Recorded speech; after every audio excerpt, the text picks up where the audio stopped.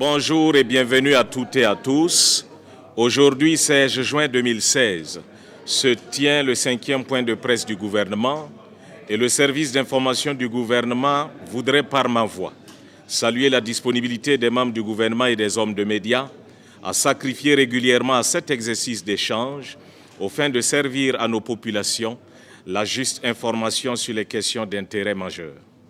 Pour le présent point de presse, nous recevons comme invité M. Rémi Fulgence Dangdjinou, ministre porte-parole du gouvernement, qui s'exprimera sur les questions d'actualité.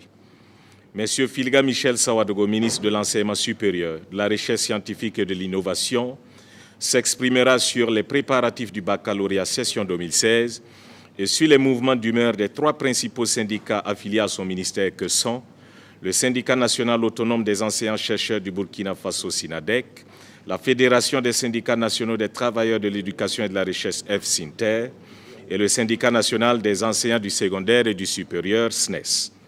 Monsieur Jean-Martin Coulibaly, ministre de l'Éducation nationale et de l'alphabétisation, nous fera le bilan des examens du primaire et du post-primaire et nous situera sur les sanctions des 2 enseignants de Banfora qui font l'objet de réprobation de la part d'un des syndicats affiliés à son ministère, en l'occurrence le SINTER.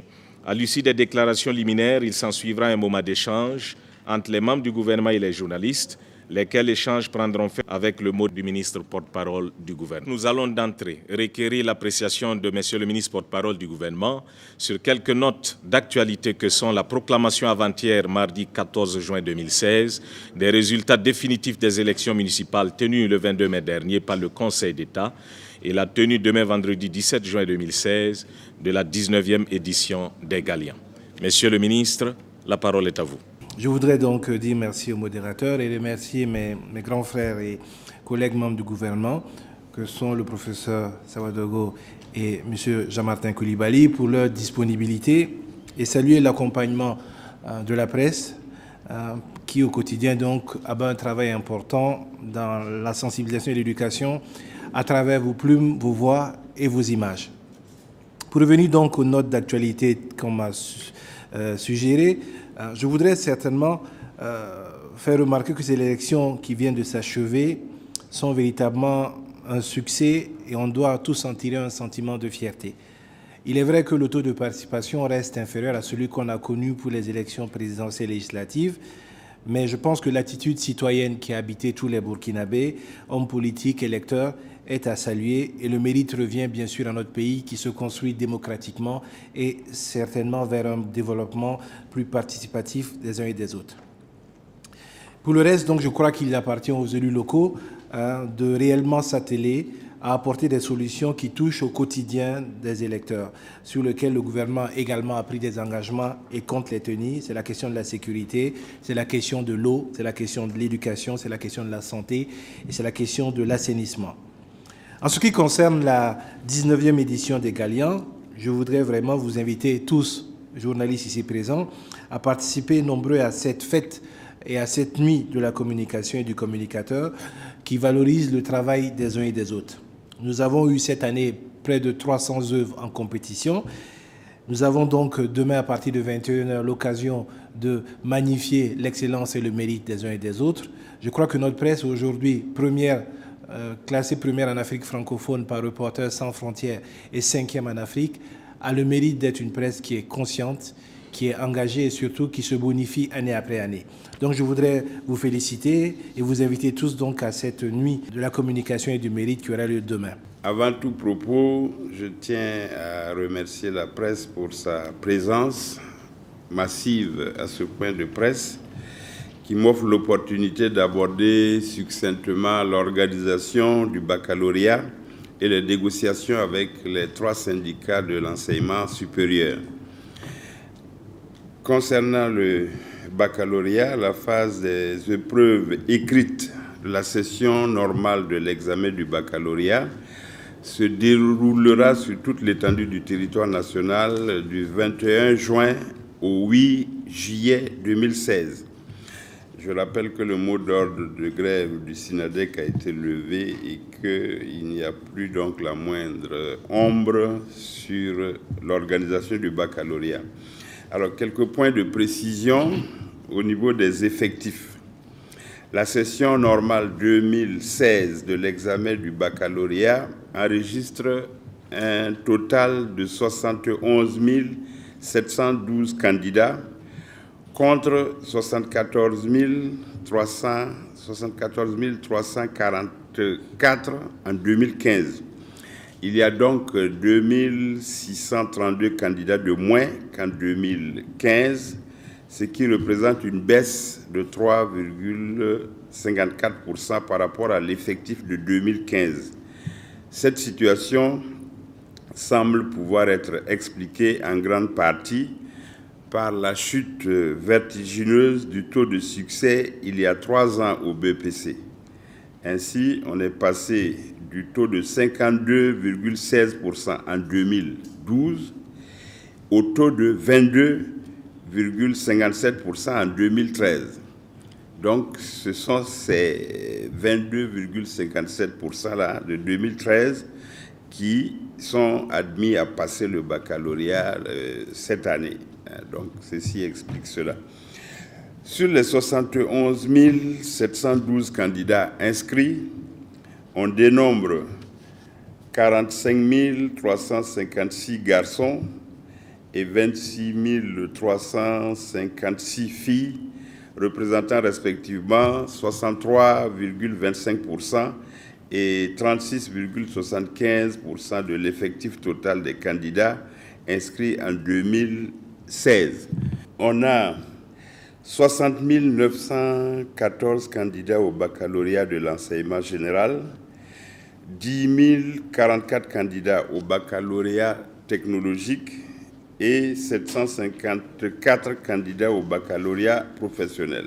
Vous voyez que les 2 derniers baccalauréats sont très faibles en termes d'effectifs. Les 71 712 candidats de la session normale 2016 sont répartis à travers 276 jurys, et ces 276 jurys sont logés dans 120 centres d'examen accueillis dans 39 villes de notre pays. Quant au budget de la session, le budget prévisionnel de l'organisation du baccalauréat session 2016 est de 3 72 562 000 francs CFA. Sur la base de ce budget prévisionnel, le coût de revient d'un candidat au baccalauréat session 2016 est de 42 846 francs, alors que chaque candidat paye 15 000 francs CFA comme frais d'inscription. S'agissant des difficultés rencontrées dans l'organisation du baccalauréat, qui seront bien sûr surmontées, elles sont relatives aux coupures de courant, à l'état défectueux du matériel de reprographie de l'Office du baccalauréat, à l'exiguïté de la salle de reprographie. Le calendrier de préparation de la session normale du baccalauréat 2016 est respecté dans l'ensemble jusque-là et ça va être le cas jusqu'à la fin. Je saisis cette occasion qui m'est donnée pour appeler tous les candidats au baccalauréat au travail et à la sérénité pour de meilleurs résultats cette année. Quant aux autres acteurs de l'examen, je les exhorte à une préparation empreinte d'honnêteté, de dévouement et de patriotisme pour garantir l'équité et la crédibilité à nos examens afin que les résultats qui en seront issus soient le reflet du travail des candidats. Le communiqué publié dimanche par le service d'information du gouvernement a fait un peu le point de la situation en appelant à la mobilisation de toutes les parties prenantes pour le succès du baccalauréat. Alors, permettez-moi d'aller directement aux conclusions des négociations qui ont abouti à la signature d'un protocole d'accord. Le gouvernement, après avoir reçu dans un premier temps la plateforme revendicative du SINADEC, suivie de la note argumentaire irrelative, a ensuite reçu une deuxième plateforme venant de la FSINTER, et puis le SNES s'est joint à ces revendications. Après les premiers échanges, la partie syndicale a jugé nécessaire de synthétiser les revendications en 4 points et d'aller en négociation en unité d'action syndicale au sein de 2 grandes commissions. La première commission a eu à aborder la question de la revalorisation des grilles salariales et indemnitaires, ainsi que celle de l'amélioration des indemnités et prises en charge servies dans le cadre de l'organisation du baccalauréat. La deuxième commission a eu à aborder le statut des assistants et des enseignants à temps plein, couramment appelés ETP, ainsi que la valorisation des indemnités servies aux titulaires des fonctions académiques. Le gouvernement salue le climat serein et constructif qui a prévalu tout au long du processus de négociation. Les 2 parties ont convenu de mettre en place une commission les réunissant pour approfondir la réflexion sur des points laissés en suspens pendant les négociations. Les travaux de cette commission démarreront en septembre 2016. Au cours de la cérémonie de signature du protocole d'accord sous la présidence de son Excellence, Monsieur le Premier ministre, les 2 parties ont dit leur satisfaction relativement au climat des négociations empreint de cordialité et de respect mutuel, et également donc leur satisfaction par rapport aux résultats auxquels elles sont parvenues, ainsi que leur volonté de travailler ensemble à guérir l'université burkinabé des maux qui la minent, dont les retards universitaires très prononcés. Et tout cela augure en tout cas d'un avenir radieux pour l'ensemble des universités. Ce point de presse nous donne l'occasion de nous entretenir avec vous sur l'actualité éducative du moment, notamment le déroulement des examens et également sur la situation de crise dans la région des Cascades. Alors d'abord sur le point du déroulement du BEPC, je voudrais saisir l'opportunité de vos micros pour féliciter tous les acteurs qui ont rendu possible le bon déroulement des examens et leur traduire toute ma reconnaissance et celle de mon département et du gouvernement. Si les épreuves écrites, les examens des CAP et BEP se sont déroulés sans difficulté, celles du BEPC ont été émaillées, comme je l'ai indiqué plus haut, par la crise intervenue dans la région des Cascades avec des suspensions de leur participation de certains acteurs et des tentatives de perturbation du bon déroulement. Au titre d'autres difficultés que nous avons rencontrées, on peut noter l'insuffisance budgétaire. Nous avons eu à faire appel à une rallonge de près de 1,5 milliard. Nous avons aussi connu des difficultés d'insuffisance de feuilles de composition dans les jurys, notamment de la ville de Ouagadougou, en début d'épreuve.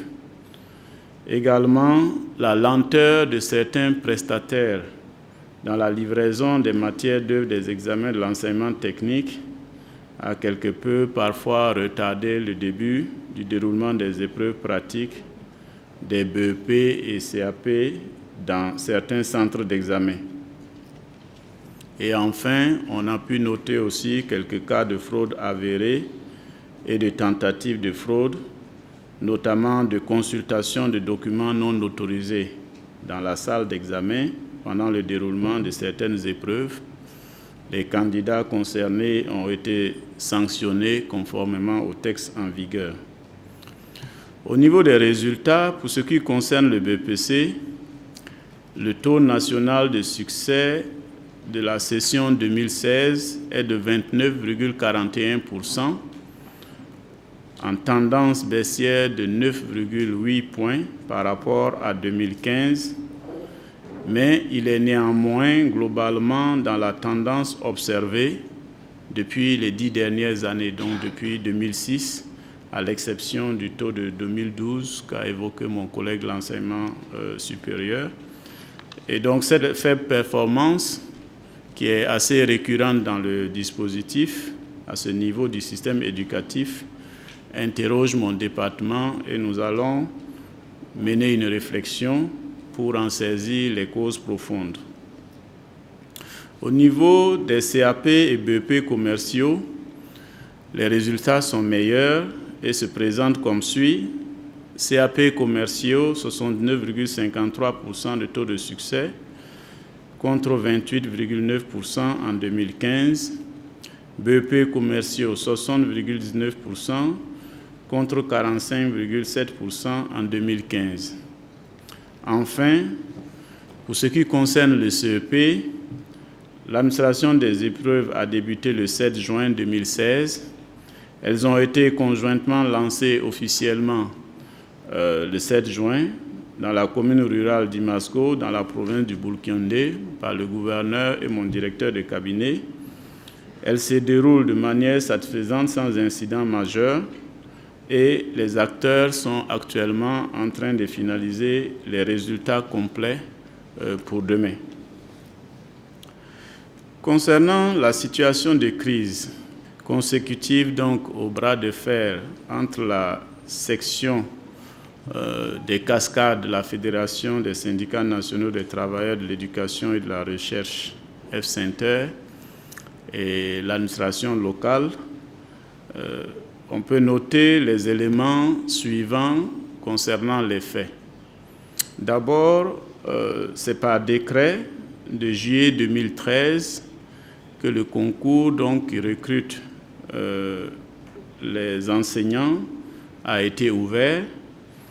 Et au niveau du comité interministériel qui a statué à l'époque, puisqu'on était dans le cadre du transfert du poste primaire du MES vers le MENA, il avait été convenu qu'après le recrutement, les élèves professeurs seraient répartis entre le MES et le MENA pour leur stage pratique. Alors, à la suite de cela, lors de l'affectation qui a été effectuée, nous avons deux élèves professeurs, du nom de Yonaba et de Zongo, Yonaba Djibril et Zongo Jean, professeurs en français, histoire, géographie, qui n'ont pas rejoint leur poste. Ils étaient respectivement affectés dans des CEG. Au niveau des CEG où ils ont été affectés, ils ont été interpellés plusieurs fois pour rejoindre sans succès. Il faut reconnaître qu'au même moment où la note qui les affectait dans les CEG a été prise en octobre 2015, le 5 novembre 2015, le directeur régional en charge de l'enseignement secondaire procédait aussi à l'affectation des mêmes élèves enseignants dans des lycées.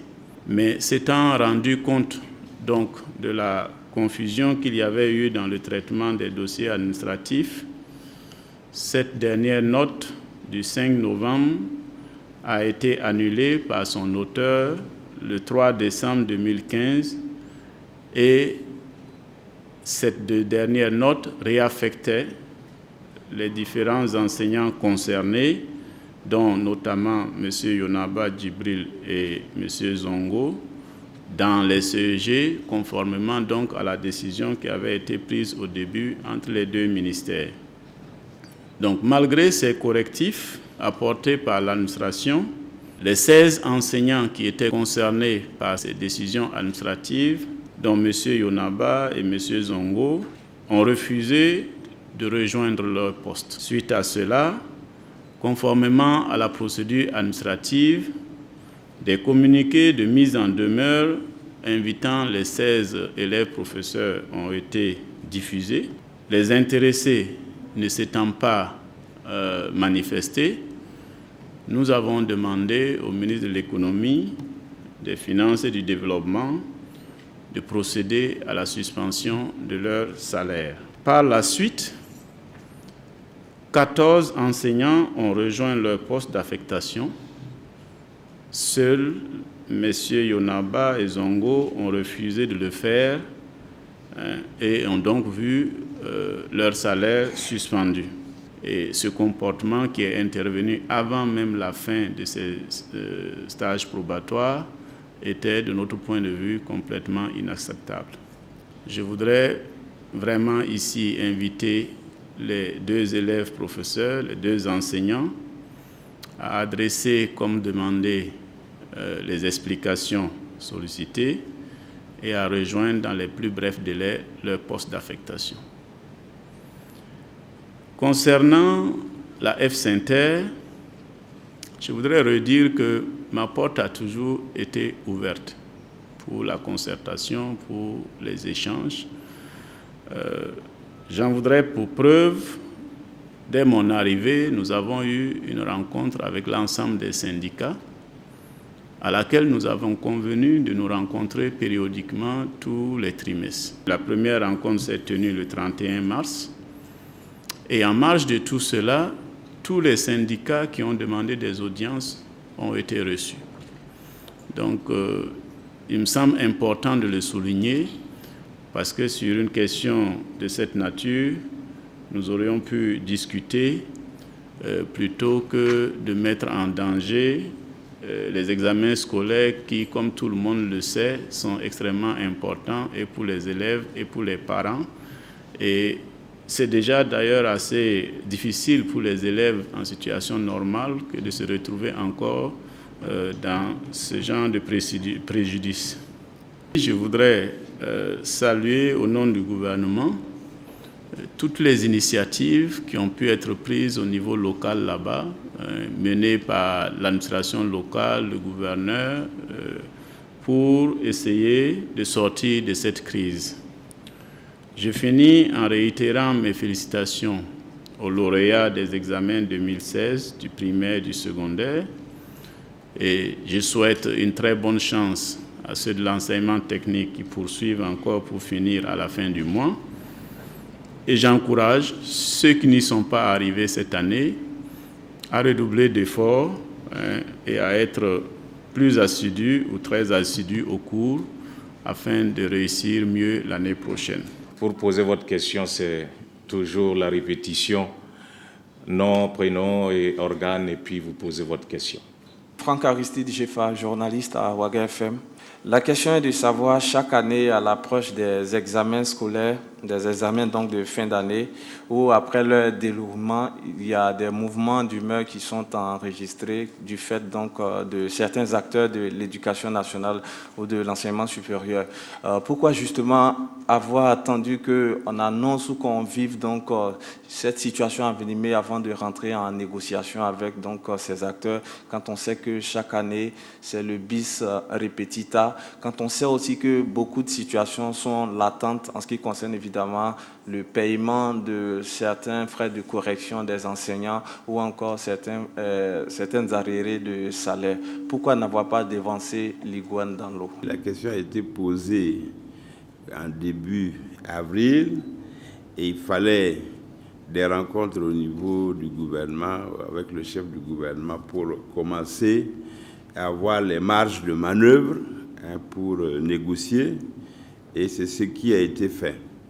Et je pense aussi, de façon plus générale, que nous devons tous véritablement nous investir pour notre pays et que justement ce n'est pas indiqué de lier chaque fois les revendications au boycott des examens.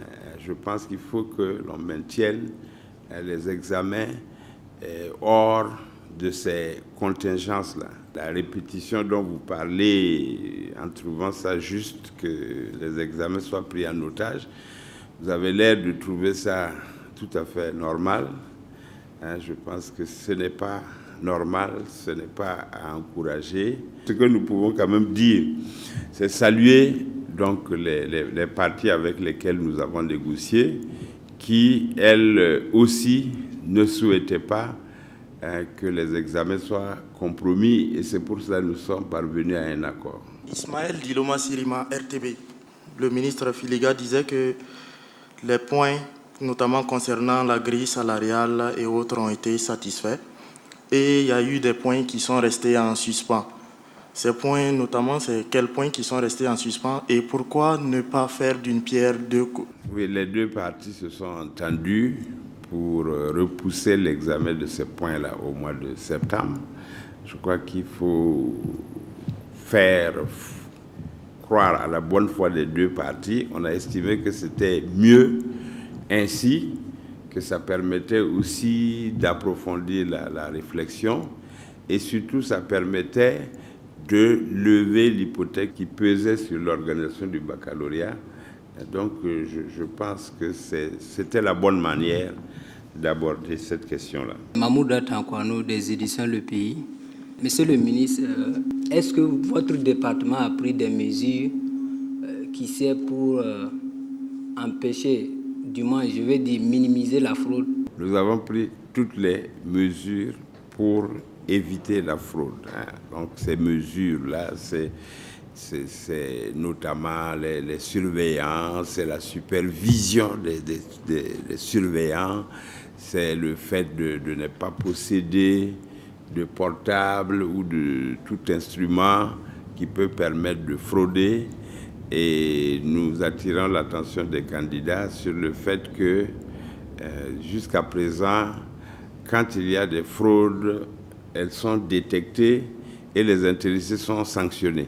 Donc dans ce cas-là, c'est vraiment inutile de tenter de frauder parce que quand on a des chances de pouvoir s'en sortir, mais il n'y en a pas, donc c'est vraiment inutile. Ouattara Fabé Mamadou des éditions Sidoya.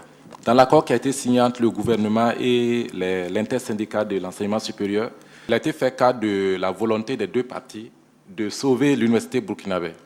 Ici, j'aimerais faire référence au retard. La dernière mesure prise a été un blanchiment technique qui n'a pas vraiment permis de juguler le cas. Alors j'aimerais demander qu'est-ce que cet accord-là va apporter pour solutionner le retard à l'université de Ouagadougou. De façon générale, on estime qu'il y a peut-être trois grands responsables des retards dans les universités. Il y a bien sûr l'État ou le gouvernement qui n'a pas toujours les moyens pour créer toutes les infrastructures, avoir les salles, les amphis de taille suffisante, ainsi de suite, ou les budgets aussi pour faire fonctionner les universités. Je considère que la plus belle femme, comme on dit, ne peut donner que ce qu'elle a. Et donc, il y a la bonne volonté, il y a des efforts qui sont faits, et cela depuis des années. Les deux autres parties, ce sont les étudiants qui, quelquefois, sont à l'origine de perturbations prolongées, de refus d'examens programmés parce qu'on n'a pas eu le temps d'étudier, ainsi de suite, et de mouvements divers. Et souvent, d'ailleurs, les mouvements perturbent les universités alors que ça concerne les œuvres universitaires. Ça concerne le restaurant, ça concerne quelquefois des problèmes de transport ou autres. Donc ça, c'est un peu dommage. Ce que nous voulons, c'est que les étudiants s'abstiennent de tout ce qui peut mettre les années universitaires en retard. Parce que je pense que c'est la première lutte. Vous ne pouvez pas parler de qualité, d'amélioration, de professionnalisation pendant qu'on ne sait même pas à quel mois, à quelle année vous vous retrouvez. C'est pourquoi c'est un combat commun que nous devons coûte que coûte remporter. Et je dois saluer les étudiants parce que quand on compare cette année par rapport à d'autres, je pense que le nombre d'années de perturbation est moins important que les autres années. La troisième partie, ce sont les enseignants. Et les enseignants donc, du supérieur qui peuvent être aussi la cause du retard parce que les enseignements ne sont pas dispensés très tôt, le plus rapidement possible. et surtout les évaluations ne sont pas faites dans les délais. Parce que je me dis que si on s'organise bien, on peut réussir les examens en 2, 3, 4 semaines. Alors que il n'est pas rare de constater que des examens terminés aujourd'hui avec toutes les copies déposées ne connaissent les résultats qu'au bout de 2 ou 3 mois. Donc ça, c'est l'aspect qui dépend de la responsabilité des enseignants.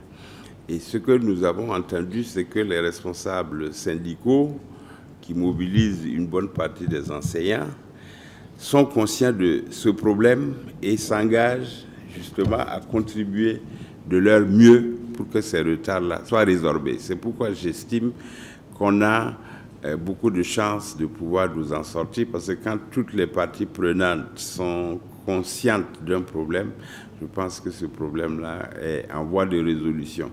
D'ailleurs, la question des retards fait partie justement des points à discuter au mois de septembre. Il y a plusieurs volets au sein de cette question, les questions de volume horaire des enseignants qu'il faudrait peut-être relever, les questions de discipline qu'il faudrait observer, peut-être tenir aussi les conseils de discipline. Margot Andrea Méfond, pour aujourd'hui au FASO. Est-ce que vous pouvez expliquer l'embauche que ce même syndicat qualifie de hors-la-loi, de 4200 enseignants qui sont embauchés donc, par l'État, mais qui n'ont pas de statut et pas de couverture sociale. Et enfin, ma dernière question se porte sur les enseignants qui se retrouvent sur le terrain en étant formés qu'à moitié. Est-ce que vous ne pensez pas que ça contribuerait à la chute des résultats des élèves? Pour ce qui est de l'embauche des 4200, le premier argument que je donne, c'est que tout le monde connaît la réalité de notre système éducatif. Vous avez des classes où il n'y a pas d'enseignants. Si vous avez des classes où il n'y a pas d'enseignants et que vous avez, dans le processus de formation d'un enseignant que je viens d'indiquer, vous avez au minimum 2 ans, est-ce que vous laissez les classes vides en vous disant, bon, je cherche le meilleur, ou est-ce qu'on part au plus pressé tout en construisant le meilleur? Nous avons pris l'option de parer au plus pressé tout en construisant le meilleur. Et je redis ici, les 4200 que nous avons envisagé de recruter, ils sont recrutés d'abord sur la base d'une certaine qualification. D'accord? Ce n'est pas à tout vent que l'on les prend. Deuxièmement, après le recrutement, ils sont formés pour donc, le métier ou l'emploi d'enseignant dans les écoles qui le font habituellement. Donc sur un programme qui est défini en fonction de leur profil d'entrée. Ensuite, nous avons dit, en fonction de leur capacité, ils seront testés sur un maximum de 3 ans avant d'être intégrés. Donc il me semble que, en tout cas, nous avons pris un minimum de précautions pour ne pas avoir des enseignants, comme vous dites, au rabais. Mais j'insiste, ce ne sont pas des enseignants au rabais. Vous avez également évoqué leur statut. Ils ont été recrutés dans le cadre donc, d'un programme qui s'appelle le Programme Emploi Jeunes pour l'éducation. Et leur statut est conforme à la réglementation en la matière au Burkina sur les projets et programmes de développement. C'est à l'issue des années probatoires qu'ils vont être intégrés. Mais avant cela, ils sont régis par le statut des projets et programmes, tout simplement. Donc, ils ne sont pas sans statut, ça c'est clair. Il y a les décrets qui régissent cela, on peut les mettre à votre disposition. Bernard Bougoum, Alerte Info. Moi, j'aimerais revenir sur le cas des vandalismes qui a un peu terni l'image de l'enseignement. Est-ce que, monsieur le ministre, peut nous démontrer en quoi cela a joué fortement sur le succès des élèves? Vous savez, la qualité de l'éducation, il y a un certain nombre de déterminants, dont les principales sont bien sûr l'élève lui-même. La qualité dépend de sa propre volonté à apprendre ou pas, de ses capacités à apprendre ou pas. Mais également, il y a l'enseignant qui est quand même une des pièces maîtresses, parce que c'est par lui que passe toute cette médiation liée au contenu. Et il y a surtout une troisième dimension, mais il y en a d'autres, que l'on oublie souvent, c'est l'environnement. Quand le travail éducatif se passe dans un climat tel que certains climats que nous avons constatés dans des établissements, marqués par des grèves, des marches, des sittings, et j'en passe, vous n'êtes pas dans les mêmes conditions d'apprentissage et de réussite que là où cela ne se passe pas. Et donc, votre question est une question qui est adressée à l'ensemble des Burkinabés. Pas seulement au gouvernement, j'allais dire, ni même au système éducatif. Parce que vous savez, l'éducation, elle ne se passe pas qu'à l'école, comme je l'ai toujours dit. Vous avez 3 théâtres sur lesquels se joue l'éducation. Le premier théâtre, c'est à la maison. J'ai le coutume de dire qu'un enfant qui naît, c'est une page blanche sur laquelle la société écrit le projet de société dont elle s'est dotée. Si vous avez un enfant, si vous ne lui parlez pas, il ne parlera pas. Donc, c'est en famille d'abord que commence l'éducation. Ensuite, c'est au niveau de la communauté tout entière. Vous pouvez bien éduquer votre enfant à la maison, mais dans sa relation de tous les jours, puisque vous ne l'enfermez pas à clé à la maison, il sort, il se frotte à d'autres dans des milieux, il apprend aussi là-bas. Et enfin, vous avez l'école. Donc, sur ces 3 théâtres-là, chacun doit jouer son rôle. S'il y a un acteur qui ne joue pas son rôle, le produit fini aura un déficit par rapport à l'absence d'apport de cet acteur-là. Yabré Idrissa du quotidien DNF. Parlant des taux de succès au BPC et aux différents examens que le ministère a organisés cette année, qu'est-ce qui peut expliquer cette variation d'une année à l'autre, par exemple souvent qui peut atteindre 40 points? Quand je prends le CAP, il me semble que le taux de succès cette année est de 69%, alors que l'an passé, ce même taux était de 28%. Prenant le BPC, le taux était de... en tout cas, cette année, c'est 29%, une baisse de 9, Qu'est-ce qui explique ces variations? Est-ce à dire que l'évaluation, nos examens ne sont pas fiables pour que ça puisse varier d'une année à une autre? Il faut rappeler qu'un examen, ça reste une photographie à un moment T de la capacité de quelqu'un. Ça n'indique pas sa capacité réelle sur l'ensemble du parcours, même si on essaie de mettre dans l'examen tout ce qu'il a appris dans l'année. L'idéal serait, comme le font certains pays d'ailleurs, je crois que c'est une réflexion que nos pays vont être amenés à faire, c'est de faire une évaluation continue de façon honnête et crédible et dire à la fin qu'est-ce que les enfants savent faire de ce qu'ils ont appris et non pas seulement qu'est-ce qu'ils connaissent. Sur les variations, si on regarde, je l'ai dit tantôt, en fait, le taux est à peu près conforme au taux que nous avons depuis à peu près 10 ans.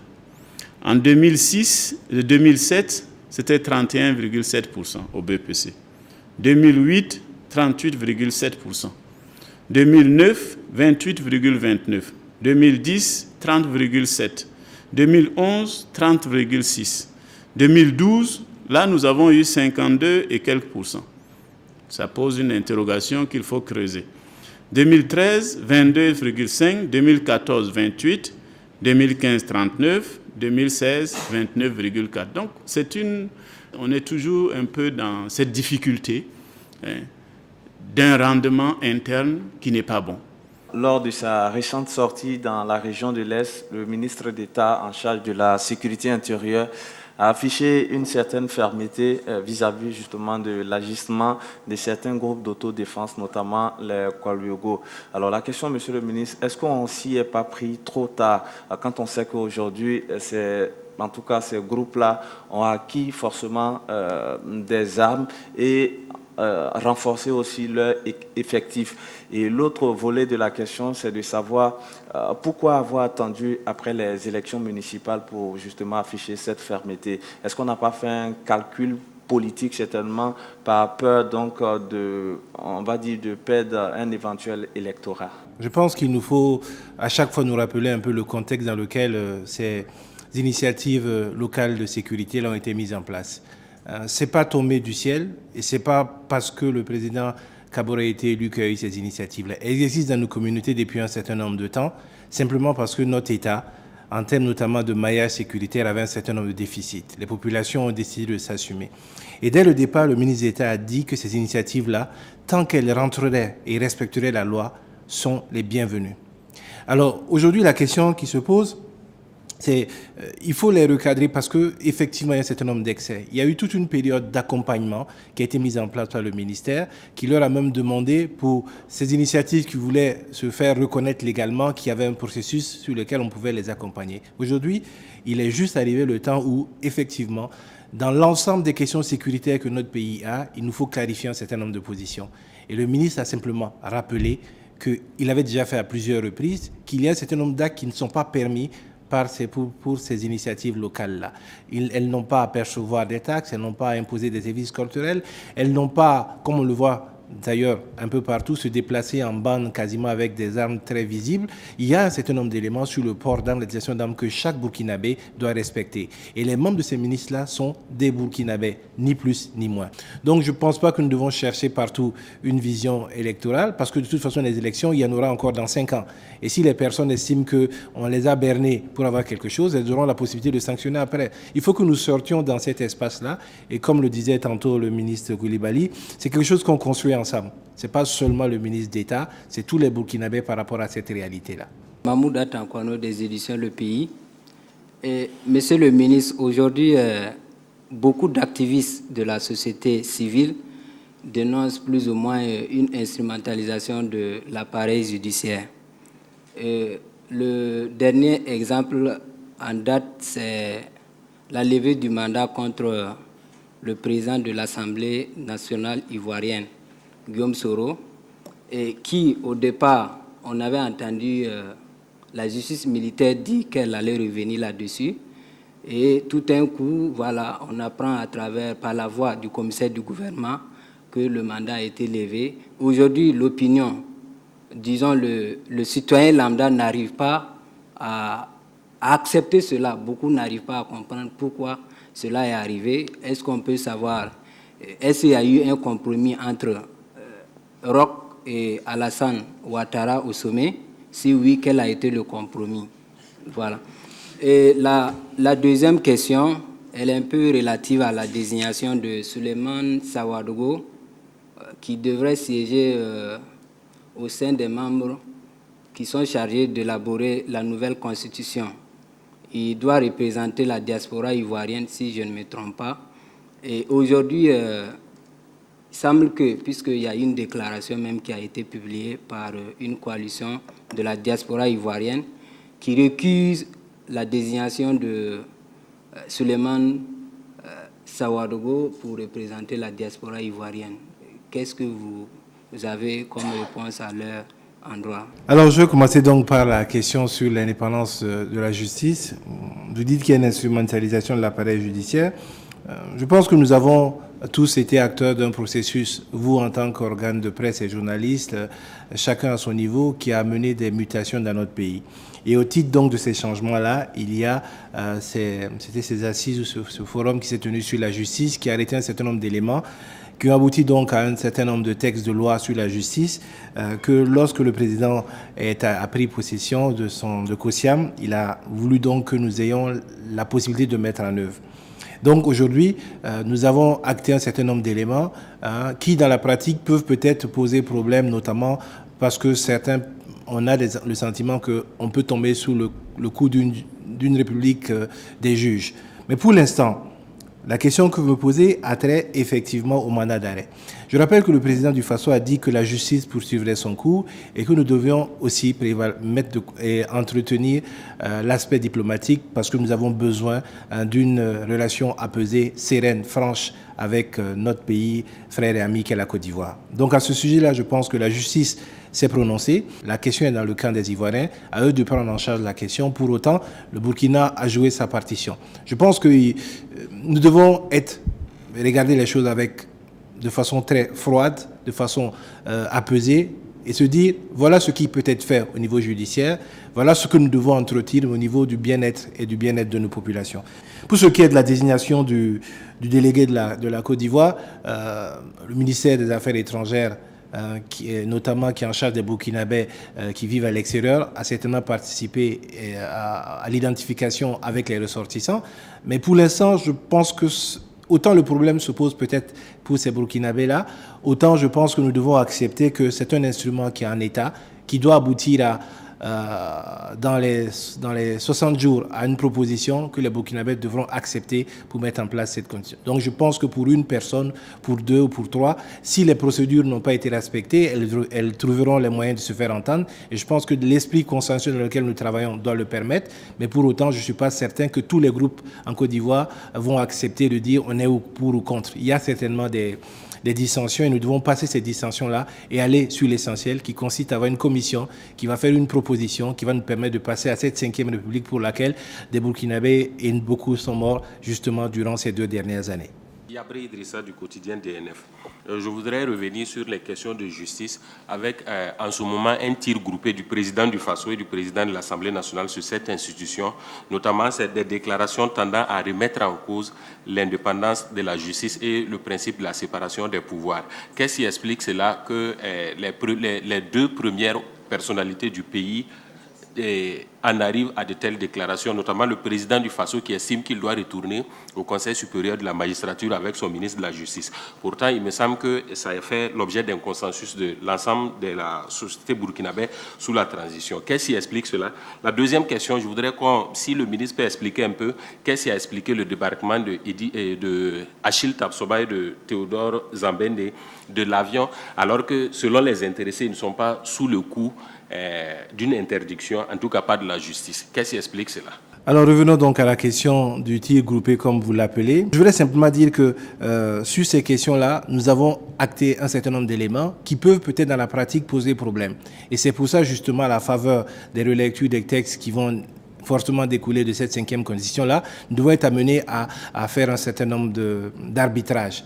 Il ne s'agit pas de dire que la justice est moins indépendante ou plus indépendante, il s'agit de dire comment on fonctionne le mieux pour que les éléments qui prévaut soient les intérêts qui garantissent la sécurité, la paix et l'égalité d'accès devant les juridictions à tous les niveaux. En ce qui concerne le débarquement, je pense que l'administration territoriale et de la sécurité intérieure qui a demandé ce débarquement-là a dû procéder dans le respect des règles en passant par la justice qui est en charge de faire ces éléments-là. Donc il y a des raisons, et le président du Faso d'ailleurs l'a dit, il y a certainement des raisons sécuritaires, des raisons qui ont prévalu à cela. Nous ne devons pas non plus oublier, et ça je pense que chacun d'entre nous doit se le rappeler, que nous sommes dans une situation où notre pays sort de tensions relativement vives et que les déstabilisations, elles existent à l'intérieur avec certainement des cellules dormantes des terroristes, mais également à l'extérieur pour d'autres raisons. Donc nous devons être vigilants et parfois, dans le respect des procédures, accepter que parfois la sécurité nationale oblige que certaines restrictions puissent être apportées quand elles sont faites dans le respect des principes et des règles de la justice et du droit. Je voudrais remercier la presse nationale et dire encore que, comme le président du Faso l'a répété plusieurs fois, votre contribution est importante dans l'ancrage de la démocratie du Burkina uni et solidaire vers lequel nous travaillons. Alors il est important donc que vos critiques portent sur l'action gouvernementale, mais il est important également que vous relayez le message du gouvernement sur certains aspects, notamment les aspects de respect de l'autorité de l'État, de respect des engagements que nous avons pris et également des respects des éléments sécuritaires qui sont importants dans notre pays ces derniers jours. Inch'Allah, donc on se retrouve dans 15 jours pour un autre point de presse. Mais je rappelle que le SIG, le service d'information du gouvernement, est à votre disposition pour tout ce qui est des disponibilités des ministres. Le président du Faso pas moins qu'au dernier conseil des ministres de vendredi, a instruit les ministres de prendre possession justement de vos organes, d'être à votre disposition pour que toutes les questions qui vous tiennent à cœur soient abordées par les ministres, si c'est eux que vous voulez avoir, ou par les responsables à leur département qui sont en charge de ces dossiers. Merci et bonne fin de journée à tous, et bonne fin de carême ce soir pour ceux qui sont dans le carême. Merci.